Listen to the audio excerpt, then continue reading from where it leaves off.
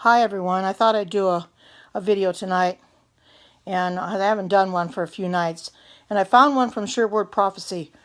Has to do with Donald Trump, America, and the image of the beast. And I know a lot of people have been talking about Donald Trump, and I'm thinking they'll probably come out of the woodwork tonight, but share this Periscope with your friends and what have, and get this message out because people need to know what's coming upon this world. And it's about a 10-minute video. It's not very long.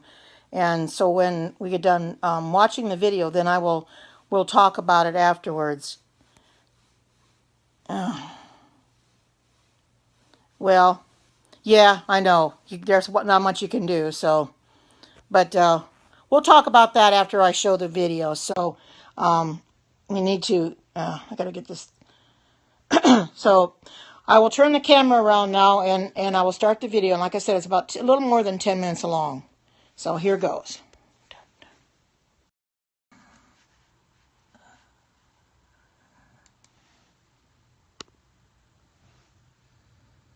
Happy Sabbath to you too. Revelation 13, we are shown two beasts. The first beast has various characteristics which show us who it represents. You will notice that in verse 2 it says the dragon gave this beast its power, seat, and great authority. Who is the dragon? If you read Revelation 12, you will see it represents Satan. It's a video on Donald Trump, America, and the image of the beast. What does a beast represent in Bible prophecy? Daniel 7:23 tells us a beast in prophecy represents a kingdom. So which kingdom could the dragon also represent? Well, in Revelation 12:4, it says that the dragon would try to kill Jesus when he was to be born on earth. And which kingdom did Satan use to try to kill Jesus when he was born? Rome. So the dragon also represents Rome. This means the beast of Revelation 13. No, I didn't. I didn't feel as a Christian I should. It wouldn't matter anyway. Roman Empire. Interestingly, this first beast of Revelation 13 matches the little horn of Daniel 7 also. It rises up in a multinational area. It speaks blasphemies against God. It reigns for no, he can't do anything. 60 prophetic years, and it persecutes and kills God's people during this 1260-year reign. No, it is not. This is a religious video. Matches the little horn of Daniel 7 and the first beast of Revelation 13. And where did the little horn come from? It came up from the fourth beast of Daniel 7, which was the Welcome to Periscope for the first time. So which kingdom did the Roman Empire give its seat to, which Revelation 13 confirms? And which kingdom fulfills these characteristics? He's up in heaven. The kingdom of the papacy, the papal church of Rome, based in Vatican City, which is its own nation. So the first beast of Revelation 13 is the papacy. No, he's not. He's up in heaven. About the second beast of Revelation 13. Well, this beast rises up out of the earth, which is the complete opposite of the first beast, which arose from a multinational area representing Europe. So this earth beast was to rise up from a sparsely populated area, a wilderness, completely separated from Europe. This beast nation was also to rise to power after the 1260-year reign of the Now that's very offensive, and you're gone. I'm sorry. 1798, the papacy received its mortal wound, as Revelation 13 calls it. So the earth beast would be a nation that is rising to power around this time.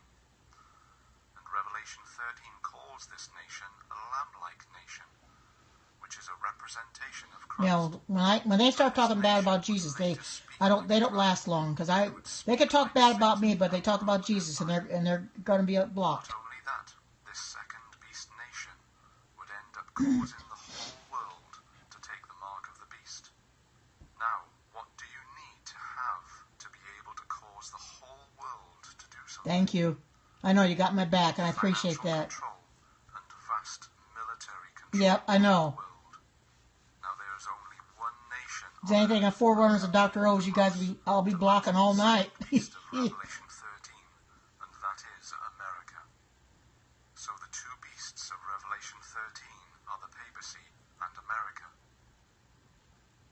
is something else. In verse 14 of Good evening, Revelation Philip. 13, Nice to see you. it says Happy that Sabbath. America would tell the people to make an image to the first beast. So America is to form an image of the papacy in the United States. And what is the Papal Church of Rome? It is a church-state union, with the church telling the state. Thank you, and the same to you. Friends, prophecy is fulfilling fast, and we now have an uprising in America from evangelicals and Catholics to take control of America. And Donald Trump has united with these evangelicals and Catholic Thank you. leaders Happy Sabbath to you bring too. about changes in America. Just listen to this. I would like to thank the evangelical and religious community, because I'll tell you what, the support that they've given me, and I'm not sure I totally deserve it, has been so amazing and has had such a big reason for me being here. They have much to contribute to our politics. Oh, Our laws yeah, I've watched a lot today too. from speaking your minds from your own pulpits.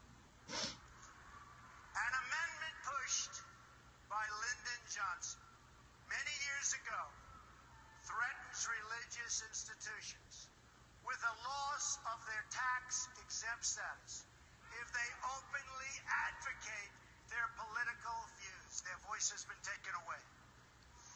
I am going to work very hard to repeal that language and to protect free speech for all Americans.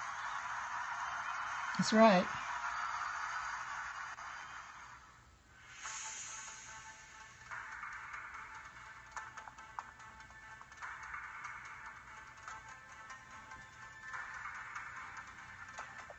Welcome to Periscope for the first time.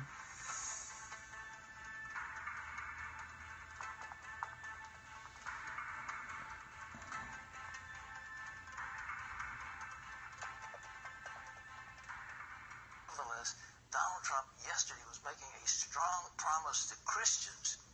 He wants to get rid of the Johnson Amendment. How he learned about that, I have no idea, because I've been fighting that thing for 20, 30 years.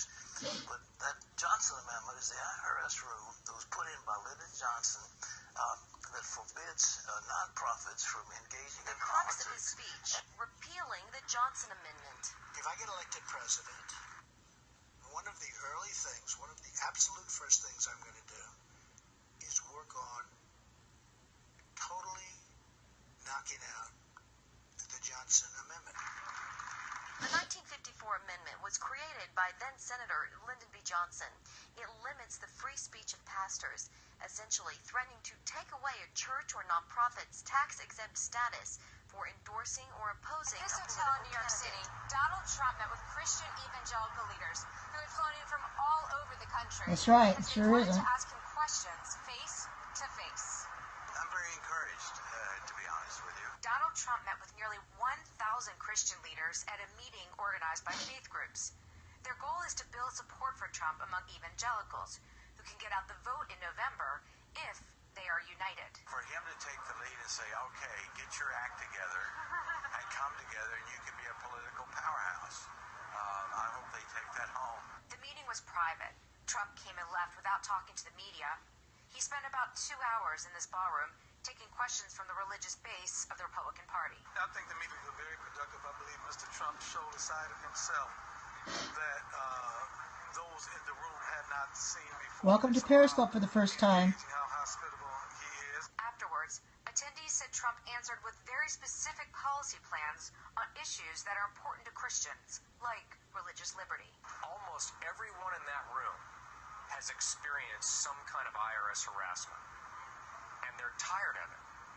And that touched a chord. And then the other thing was his strong support for Israel and his opposition to the Iran nuclear deal. Specifically, he was talking about appointing I will talk about that when the video is done. pro-life judges, pro-life justices, and so that was definitely drilling down a little bit and being very specific, and that was very well received. We'll see the same old with Hillary Clinton.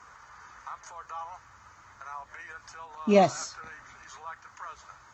The evangelical leaders here, who had never met Donald Trump, said they saw a different side of him in private. They called him sharp, calm, and a good listener. An election that will go down in the history books, and for the evangelicals, for the Christians, for everybody of religion, this will be maybe the most important election that our country's ever had. The image of the beast is coming in the US, and the majority of professed Christians are falling for Satan's deception in so-called taking control of America. But in doing this, they will end up forming the image of the papacy in America, a church-state union that will end up usurping the power of God and enforcing the mark of the beast upon the world, which will be the enforced Sunday law, Rome's and Satan's false Sabbath, which is a direct violation of God's holy seventh-day Sabbath. Please seek the truth, friends. We are living in the last days. I urge all to read this book, The Great Controversy, so that you may know what's coming upon the world in the very last days before Jesus Christ returns. For those in here that may not know what the image of the beast is, it's the mark of the beast which will be coming upon us very soon. We have the National Sunday Law will bring on the mark of the beast. Basically what that is that it's enforced Sunday worship. So anybody that's going to church on Sunday will automatically take the mark of the beast. And a lot of people will, because they want to be able to buy or sell. And we know as Seventh-day Adventists, we're not going to be able to buy or sell. But Jesus said our bread and water will be sure. And that's why I do these. I want to tell people what the mark of the beast in the National Sunday Law is, because not very many people know it.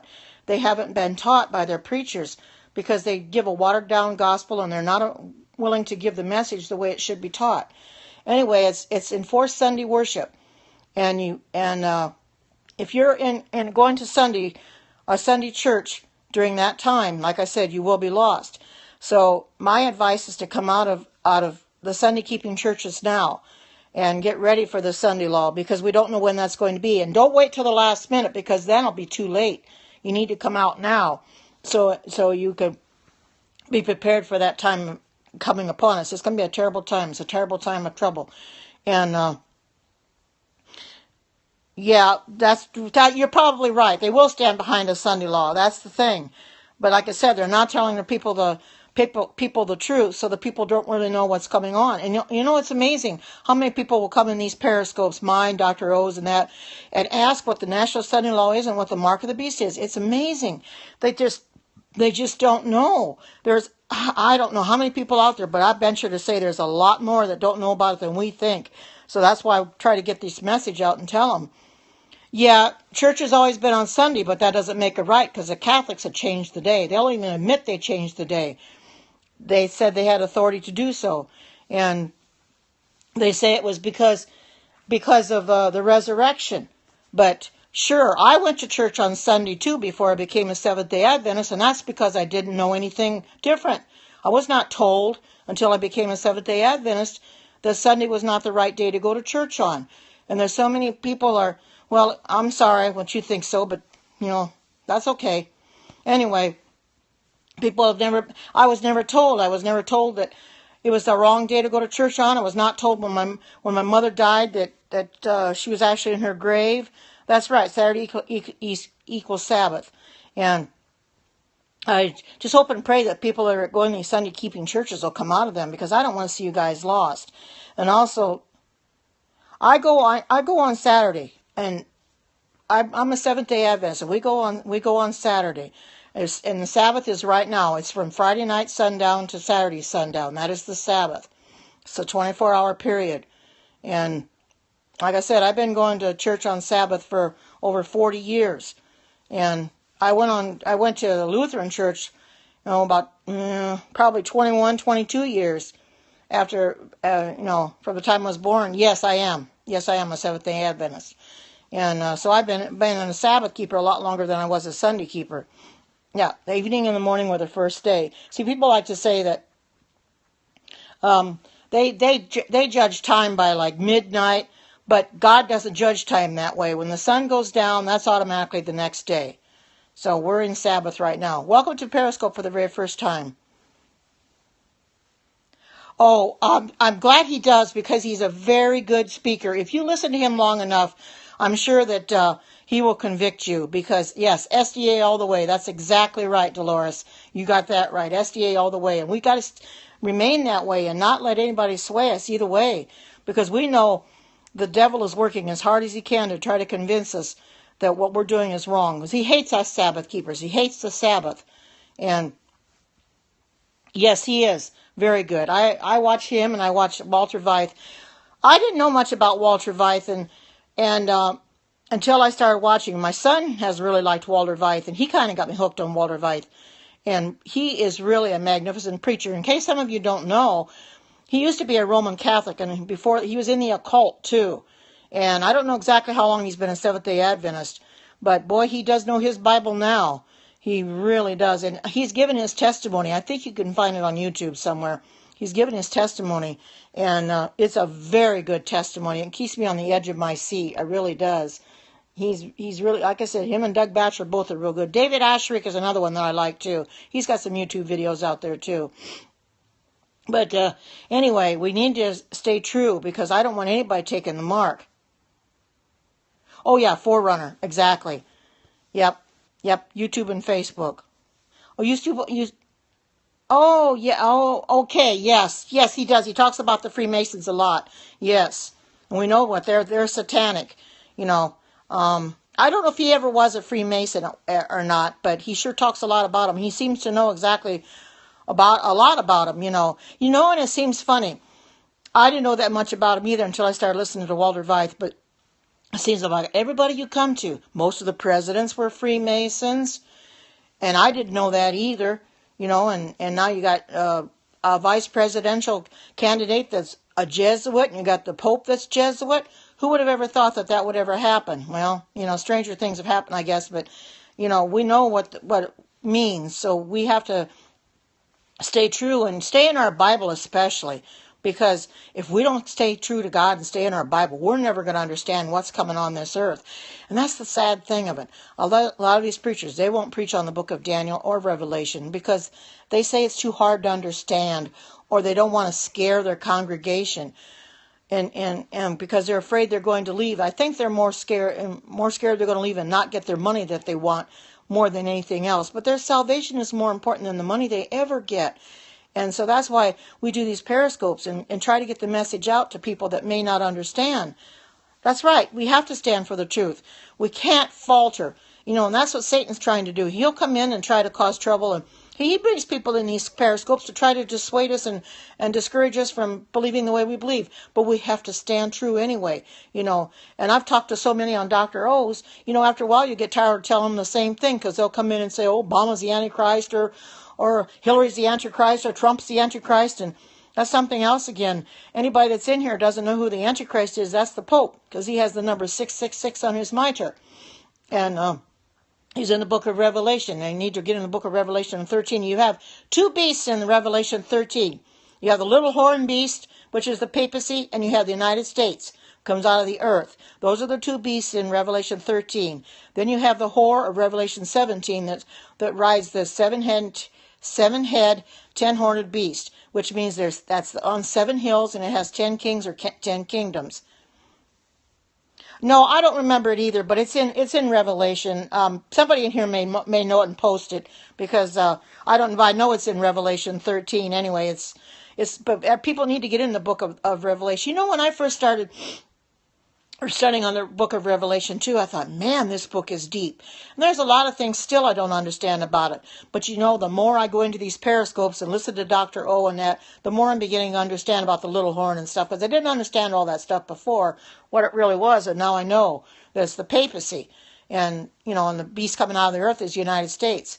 Hello from Germany. Welcome. And we need to get into the book of Revelation. That's a very good book. It's a lot of prophecy. Welcome to Periscope for the first time. There's a lot of prophecy, and that's what I'm saying. Prophecy is something that we need to speak on. It's not a simple subject to talk about. I did not vote for anybody, and I'll tell you why. I didn't for the simple fact that it doesn't matter who would become president, because the end is going to come anyway. Prophecy is going to be fulfilled. And it's just a thing now with Donald Trump being elected, or selected as I say, that it's possible that he will bring on the mark of the beast that much quicker. I know there's a lot of things he wants to do, and a lot of things he said he wants to do, but whether he will actually do them or not is another guess. They say they're going to do a lot of things, and then they really don't do them just to get elected. That's right, exactly. Jesus is king no matter who's president. And that's who I vote for. I vote for Jesus. Because, the thing of it is, I'm kind of glad the election is over. Because it seemed like everybody had their mind on the presidential election. And where was Jesus? He was kind of tossed aside. Nobody talked about him except the people that come in Periscope. We talked about him, but the people that for the election, during the time of the election didn't. And now you have these protesters rioting and breaking windows and things just because Donald Trump is the next president. It is so stupid. Where in the world is their minds? It is so crazy to act like that. And some of you were not in here when I talked about my grandson. He used to be a Pathfinder. He was a Pathfinder when he was younger, because I think at a certain age you can't be Pathfinders anymore. Anyway, him and his brother were both Pathfinders, because they lived with me for about 9 months before they moved back to where they're at now. Anyway, well, actually, my grandson's in Iowa and the mom's in St. Louis, Missouri. But anyway, he was so irate that Donald Trump became president that he was cursing up a storm on Facebook. He used the F word. About every other word was the F word. He told hi, good to see you. He said right in there that if my family and friends that I follow on Facebook have voted for Trump, he said, no, I didn't vote for Hillary or Trump. He said, if you voted, well, hi, from Pakistan. He said that if his friends and family voted for Trump, they are out of his life, but good. Well, he had messaged my daughter the night before, or the day after the election, and he was very upset about it. And her sister-in-law had called her on the phone, and she says, did you see what your son posted on Facebook? It's possible, but he's not going to change what's going to happen. Prophecy's coming on us just the same. And, anyway, getting back to my grandson again, he had posted some derogatory stuff on Facebook. And when I read it, my daughter told me what he had said on Facebook. And when I read it, I just about flabbergasted. And I posted back to him and I says, Andrew, you are not the person I know and I love. I says, you hurt me very deeply saying these things that you've said. And I says, and I didn't vote. He was very disappointed and everything like that, and he told my daughter that he's atheist. He says, but don't tell Grandma because I don't want to disappoint her or upset her. Well, he has upset me. She said it felt I had a right to know. But, she doesn't want to tell him that she's disappointed in him, that what he's doing is wrong. And I've tried to tell her that she should tell him, but she says she doesn't want to cause trouble. But I said, you need to tell him, because if you don't, he's not going to understand, because he's going to resent her later on for her not telling him that what he had done was wrong. Because he was an Adventist at one time. He went to Pathfinders, and now he doesn't want to believe in anything, and it's really sad. And we don't know what caused it. She's asked him, and he says, I really don't want to discuss it, Mom. So it's very hurtful to me too, and I just keep praying for him and hoping that he will change, because I don't know about that. I think that when you get right down to it, Donald Trump is the lesser of two evils. Actually, neither one very good. That's why I didn't vote, because I knew prophecy would be fulfilled anyway. I know, all the kids being gay. Well, at least he's not that. But just the fact that he's atheist is really upsetting to me, because he doesn't want to believe anything anymore. And he stopped following me on Facebook for the simple fact I post and I share religious things on Facebook, and he didn't want to see him anymore. What's wrong with being gay? It's a sin. It's an abomination to God. God did not create gays. We are all made in His image. Being gay is a lifestyle, and it is wrong to be gay. And if you're in that lifestyle, when Jesus comes, you're automatically lost. That's just a plain simple fact. And I don't like to bring that topic up, but since it was brought up, I will tell you that's exactly. And it's an abomination to God. God loves the sinner, but he hates the sin. He loves the gays. And I love the gays too, but I just don't love what they do. And it's sad. I'm sorry, but I have to bring this up, and if you're offended by it, then I'll just have to ask you to leave, because I am not going to stop talking about this. When it was brought up, somebody had asked it, and I told them, and that might be, but if you're gay and Jesus comes, you're going to be lost. I just want to tell you that much right now. You gotta come out of that lifestyle. It is an abomination to God. He will not tolerate it. He did not make you gay. You were not born that way. It was a choice. And if you don't come out of it before too long, you are going to be lost. And I don't want to see anybody lost. So, you're very welcome. You're very, very welcome. No, he did not make you gay. And I will not argue with you on that. You cannot argue with the Bible. The Bible said that it's an abomination to God. And anybody else in here will tell you the same thing. God did not make people gay. It is a choice. You were never made gay. So, yes, you can. Yes, you can. You chose to be attracted to the person that of the same sex. I hate to say. God did not make you that way. He gives you free will, and you chose the wrong way. He still loves you if you're gay. Yes, he does. But he doesn't love what you do.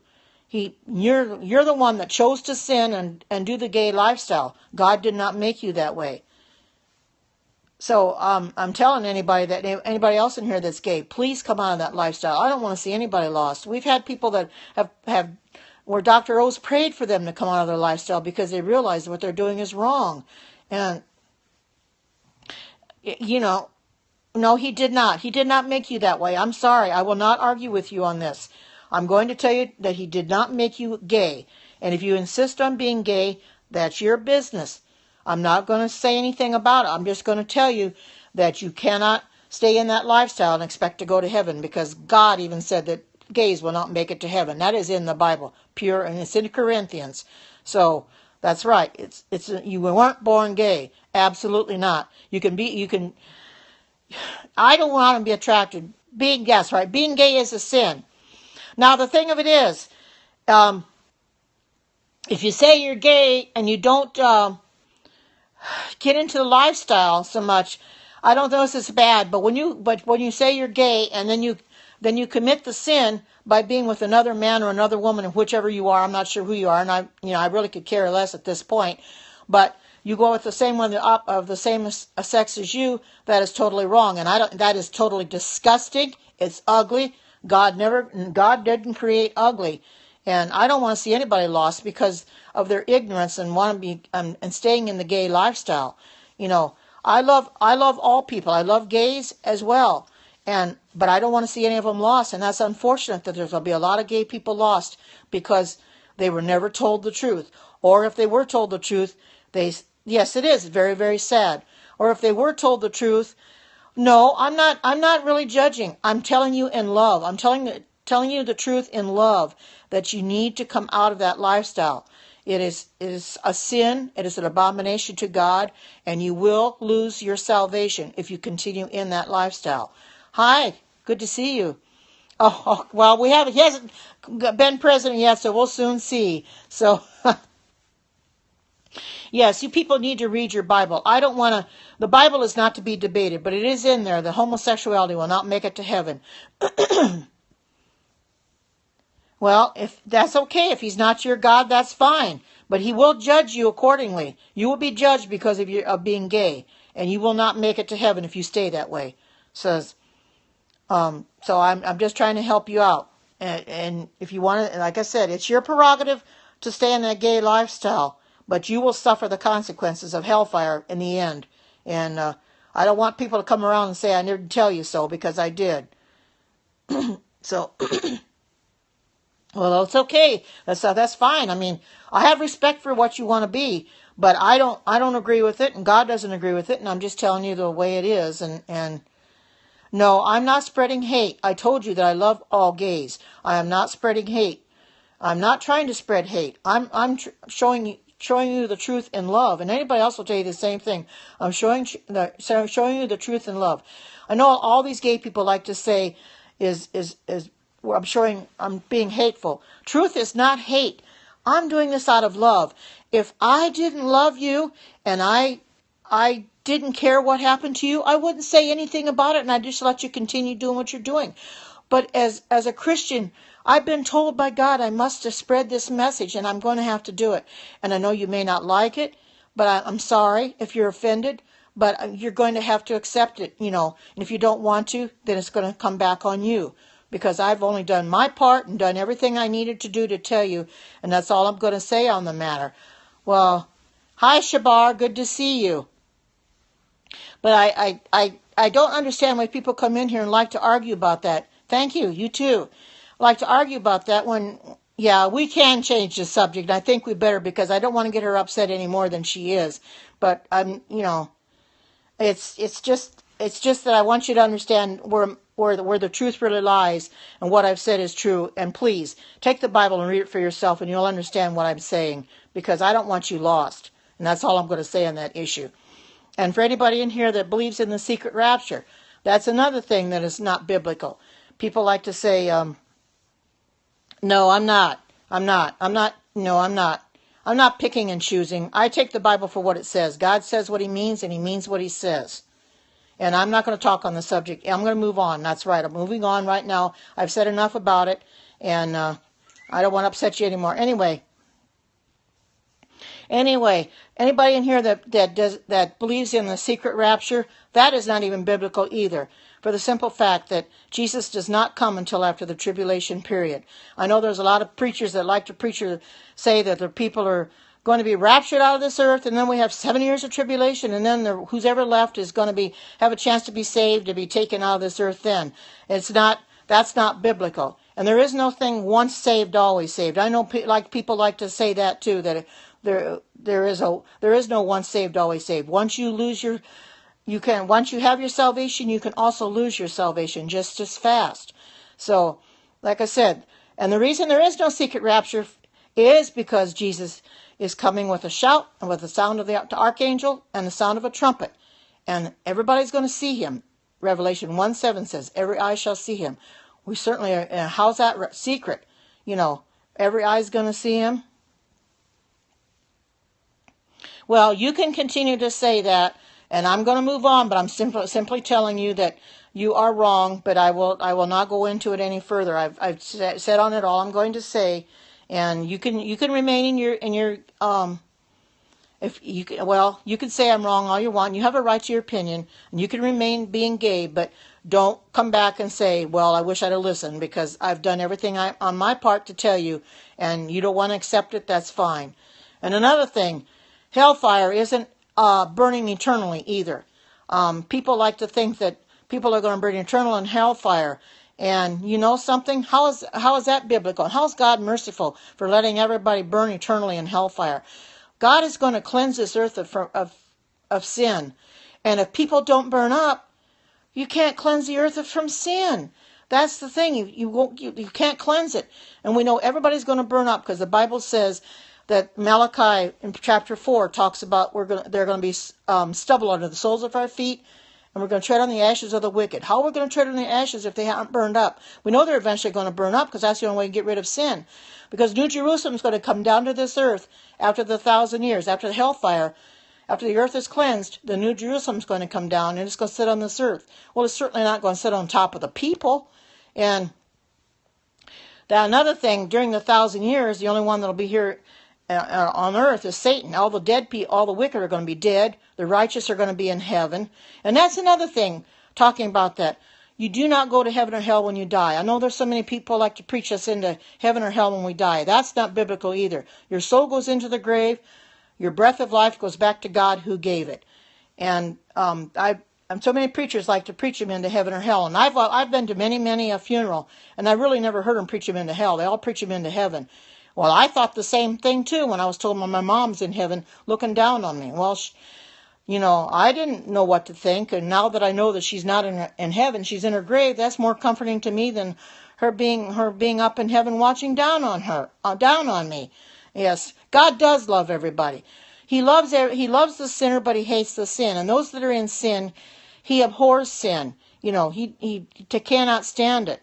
We have to reprove sin, and that's what I'm trying to do. I'm trying to reprove sin, but a lot of people don't want to accept it, and they want to say that I'm wrong and that they're right. Well, they can feel that way, and I will accept that. But I know of what I am talking about because I read the Bible, and well, that's fine. You can say that I'm wrong. Yes, I've planted the seed, and all I can do is let the Holy Spirit produce good seed from it. I've done my part to plant the seed, and the Holy Spirit will do the rest. Anyway, your soul, like I said, your soul does not go to heaven or hell when you die, because that is not biblical. We go to our grave and we remain there for one of the two resurrections, either the resurrection of the righteous, which is the first resurrection of Jesus' second coming, or the resurrection of the wicked 1,000 years later, when they burn in hell. He raises the wicked. See, the wicked will be slain at the brightness of his coming, and they're going to lay on this earth for 1,000 years. They'll be laying dead on the ground. Jesus is going to raise them up after the 1,000 years, and he's going to raise them up just to die again. So they're getting a double whammy. They're dying twice. We don't want to be amongst those people that are going to die twice. So that's why it's very important that you be prepared for the time of trouble that's coming on us, because that's a terrible time. Back in the time of Israel, when they were in Egypt, they were never taken out of the away from the plagues. They were never taken away from. They didn't fall on them, but God never took them away. And that's what I'm saying. He's not going to take us from them either. He's not going to keep us from them, but he will take us through it. The plagues are not going to are going to touch the righteous, and we're going to have to flee for our lives. We're going to be persecuted. We're going to be jailed, lose our Bibles. We're even going to be martyred, some of us. But what are we going to do when that time comes and the national study law comes? Which are we going to do? What stand are we going to take? Are we going to take our stand for Jesus, or are we going to take our stand for Satan? I hope we take our stand for Jesus. Yes, he is coming soon. Well, I didn't vote for him. Let's put that way. Now that he's going to be president, there isn't anything I can do but hope that he does what he says he's going to do and give him a chance to prove himself. But I'll tell you this. It mattered not. I didn't vote for the simple fact. Thank you. God bless you too. I didn't vote for either one for the simple fact that it mattered not who was going to become president, because prophecy is going to be fulfilled. And Donald Trump could be the very one that'll bring on the national Sunday law, the mark of the beast. Right. You either serve God or you serve Satan. You cannot sit on the fence. So when, we do not know. But it is very, very soon. It is coming upon us so very, very fast. We have to be ready for it. We don't know. I'm not closed-minded, because I'm telling you the truth. I'm telling you what the Bible says. It's coming upon us very, very quickly. I didn't know if it would come in my lifetime, but it is. Yes, I know they have been, but it's coming closer and closer now. And it's getting no, I don't. And the thing of it is, things are happening around us are coming on us much faster than they were before, much quicker. Things are really coming. Ellen White said the final movements will be rapid ones, and I do believe it. It's true. It's coming upon us very, very quickly. So I want all of you to be ready when Jesus comes, especially the national Sunday law. Don't take the mark of the beast. Get out of those Sunday-keeping churches. If you have to find a church online that goes to church on Sabbath or whatever, don't go to church on Sunday. What exactly is the Sunday law? It's enforced Sunday worship. Well, you'll be required, and it's going to start in the United States and go globally, where you're going to be required to worship on Sunday, or you will be persecuted, maybe even put to death, or what have you. And we do not want that to happen to anybody. Here is us Seventh-day Adventists. We know that if we don't take the mark, we are going to be persecuted. Some of us are going to be martyred. We're going to have our Bibles taken away from us. We're going to have to flee for our lives. But it's just a moment in time anyway. And those that go to church on Sunday, basically what it is, I said, it's enforced Sunday worship. And if you're in a Sunday-keeping church and worshiping on Sunday, when that Sunday law comes, when it becomes mandated, it's going to be not very long from now, you will take the mark of the beast. It is not an RFID chip. It is in your forehead or in your hand, which is your action or your thought processes. That's exactly what it is. You think about it, and then with your hand you act on it. So I implore all of you that, no, I do not listen to heavy metal. I only listen to Christian music. I listen to Jesus. Oh, okay, I will do that. Yeah, it's something that we don't want to take. I don't want anybody in here to take the mark of the beast, and I don't want anybody come in here and say that I didn't tell you, because I'm trying to tell you that what's coming on this world, you know. And the thing of it is, people need to come out of their sins, whatever that sin might be, whether you're gay or whatever that sin might be. You need to come out of that. God says, come out of Babylon. Babylon is nothing but confusion. You're an atheist? Well, so is my grandson, and it's very disappointing. But so no, the Pope is the Antichrist. He's got the number 666 on his mitre. He's the Antichrist, and that's in the Vatican. And you can read that in Revelation. Revelation 13 has the two beasts. You have the papacy. The little horn is the papacy. That's the first beast, and the second beast is the United States. Yes, the Pope is the Antichrist. You have the second beast is the United States, which comes up out of the earth. And then you have Revelation 17, where you have the whore of Babylon riding the seven-head and 10-horned beast. There's not an actual beast like that. It's symbolic. What that means is Rome is set on 7 hills, and the 10 heads or 10 horns are kings or kingdoms that have been set up. So a lot of people like to say he's coming out of Europe, which is Rome. So that he's coming in. I don't want people to come in here and say Obama's the Antichrist or Hillary or Trump, because people have been known to say that. That is not biblical. It is the Pope. It's always been the Pope. Any of the popes have been the Antichrist. And we need to remember that and get into the Word of God and study it at all costs. Yes, I do. I have 2 children. I have a son and I have a daughter. My daughter's got 4 boys, and my son's got a son and a daughter. And I know you keep saying that you're gay. I know that you're gay. I don't really want to talk about it anymore. I told you what's going to happen if you don't come out of the gay lifestyle, and I'm not going to tell you anymore. Please, don't bring that up anymore. Anyway, I have a son and I have a daughter, and my daughter has 4 boys, and some of you may just come on a little bit ago, and I'll explain to you. Some of them from on Facebook know my plight, been praying for me, but it's a real sad thing when grandson has been in the church, been a pathfinder, and now all of a sudden he's decided to become an atheist and not believe anything. And it just devastated me. I literally cried that day I found out, because it's so hurtful. And this was on Wednesday when I found out after the election. Yes, we do. The Bible specifically says that the Pope is the Antichrist. It is the number of a man, and the number is 666, and he is the only one that has it on his mitre. So, anyway, my grandson decided to become an atheist. He doesn't want to believe anything anymore. And it's so sad, because he was a pathfinder. He was in the church, and then he chose to leave the church. And my daughter blames herself, because they really didn't. Thank you. She says, well, Mom, I blame myself because I really didn't go to church that much. He's 21. He turned 21 in March. See, he's right at the age of accountability. Hi, good to see you. He's at the age of accountability where he can make his own choices.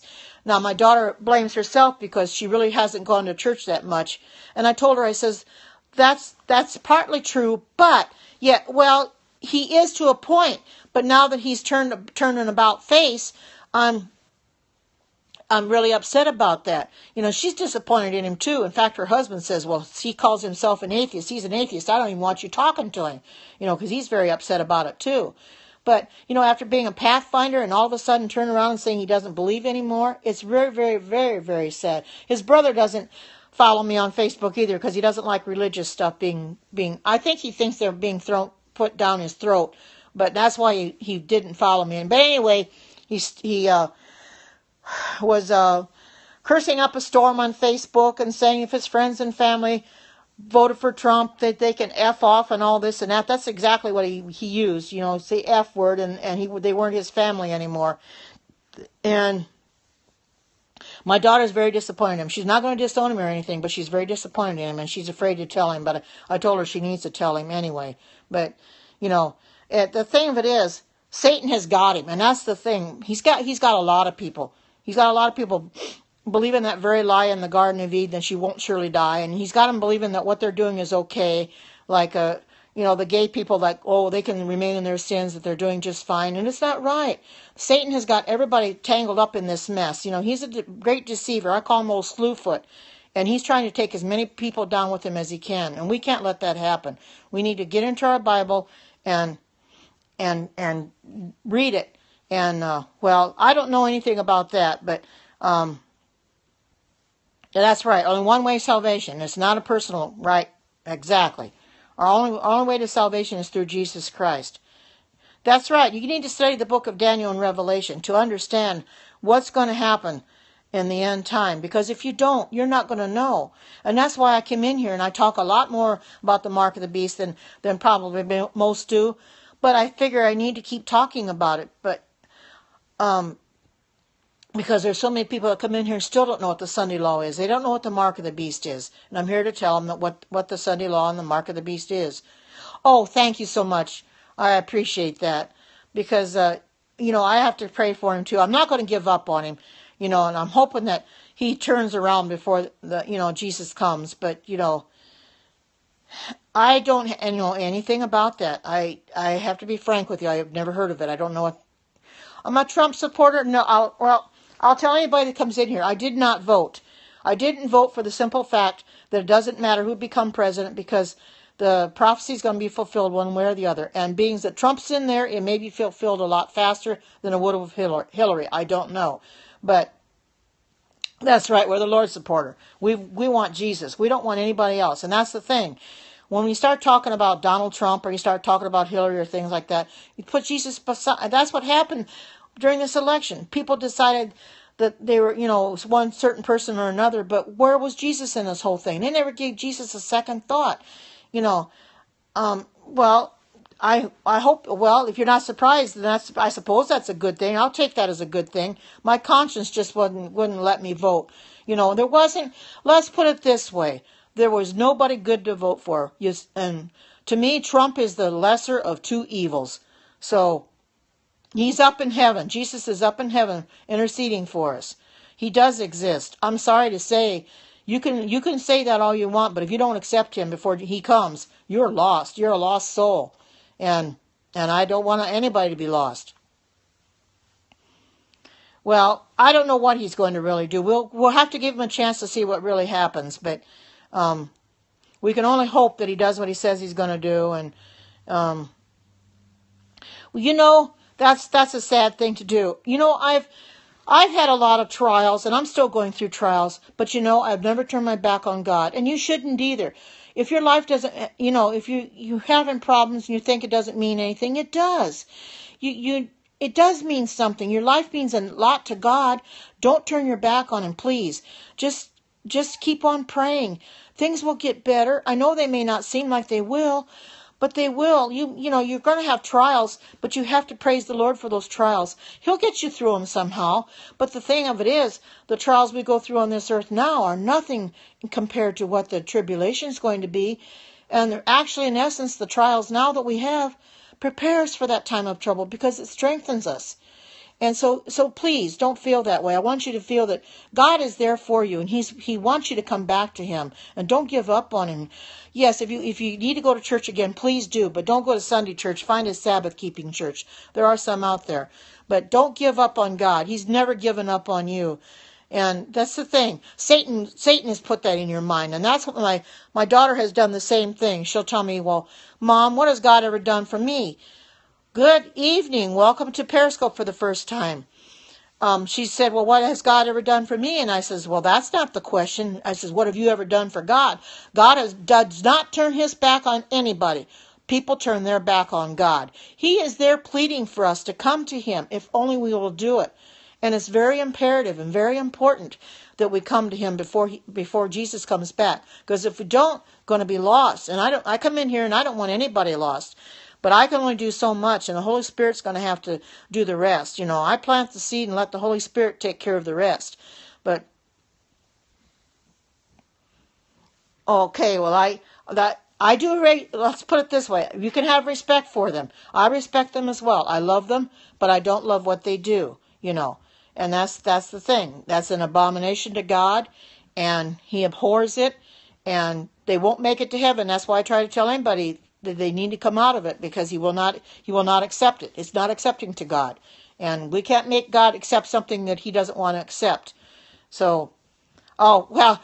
Don't be afraid to Periscope. When I first started out, I was as nervous could be. But the more I started doing it, the easier it became. I was afraid of what people thought of me, and then I got to thinking, well, it really doesn't matter. It's what God thinks of me that matters the most. But once you start Periscoping, look, Overcomer does it. He comes there once in a week. He does it, and Simeon does it, and Dr. O and Forerunner. And I'm sure we all got nervous when we first started. You can't let that bother you. Just go ahead and do it anyway. If you've got something interesting to say, do it. And Regina started Periscoping, so she does it now too. It's just, I love doing it. That's right. How can people not love him? That's a sad thing, Dolores, that some people just haven't come to him. And I don't understand it. They think that Jesus doesn't exist. And for that one here that says Jesus doesn't exist, evidently she's never read her Bible. Because he's everywhere. He's in the Bible. He's up in heaven. Yes, he's up there. It's not a laughing matter. You want to laugh about it. It's not according to us. We know exactly whom we believe, and we believe in Jesus. We got him in our heart. We take him with us wherever we go. That's right. He is love. And he wants you. He's begging for you to come to him. So please, don't turn your back on him. I beg of you, because I don't want to see anybody lost. I'm not cherry picking. I'm sorry that you think I am, but I'm not. I've never heard her put that. Divorce. Well, divorce is wrong according to the Bible. I am divorced. But God, yes, God does love you. I'm divorced as well, but God put me where he wants me. I still talk to my ex-husband every day, and he loves me, and God still loves me anyway. And we're still very good friends. We're not married, but we're still good friends. Divorce is there's only adultery, basically, and fornication is what you can, as for divorce. And basically that's what happened in my situation. It was adultery. So it was a good thing, but we're real good friends now. He's apologized, and he has nobody, and he talks to me every day and everything. So, yeah, that's true. Yeah, you're right. And at my age, at 68, I'm not going to get married again. I'm going to stay single, because it isn't going to be very long. Jesus is going to be coming anyway. So, and I'm happy just the way I am. I've never been any happier than I am now. I wasn't as happy married as I was being single. That's a sad thing, because, yeah, that's right. He hates the sin, not the sinner. When is Jesus coming? We really don't know, but it isn't very far off. I can tell you that. Not too far off. It's very, very close. Only Jesus knows when he's coming. And I'll tell you this. He will come when everybody has heard the gospel. And we know that there's probably very small remote areas where it hasn't even got there yet. And they can't get the gospel into everywhere, but it'll eventually get there. Yes, we all have to be prepared, I mean, if I could put a date on when he's coming, I would, but we're not allowed to put dates on it. My father-in-law did that. Seems like he put more than one date on it, and every time it would come and go, I'd tell him, I says, well, you put another date on it, and he isn't here yet. But, we just can't put dates on things like that, because Jesus said no man knows the day or the hour, and we don't. But he's going to come as a thief in the night, because we're not going to know when he's coming, but we have to be prepared. When we see those clouds burst open and we see Jesus coming, then we know that we had better be ready, because if we're not, he's not going to touch the earth either. That's right. You're right. He could come tomorrow. And the sad thing of it is, and this is for my grandson and anybody else in here that may not love Jesus and may not know him. The thing of it is, somebody in here can say they don't love Jesus, or they don't know who Jesus is, or, he doesn't exist. That person could lose their life just like that in a tragic car accident or something like that. And if they haven't accepted Jesus, they're lost eternally. And that's a sad thing. And that's why I'm upset at my grandson, because I haven't told my daughter that the way I feel, but it's something, if if something were tragically to happen to him tomorrow or any other day, he's automatically lost, because he's just given up on everything he knows. And I don't want that for anybody. So anybody in here that doesn't believe in Jesus, please, please, please, he's waiting for you to come to him. You've got to, for your own salvation's sake, because if you don't, you're going to wish you had when that hellfire comes, and you're in hellfire. You're going to wish you had, and it'll be too late then.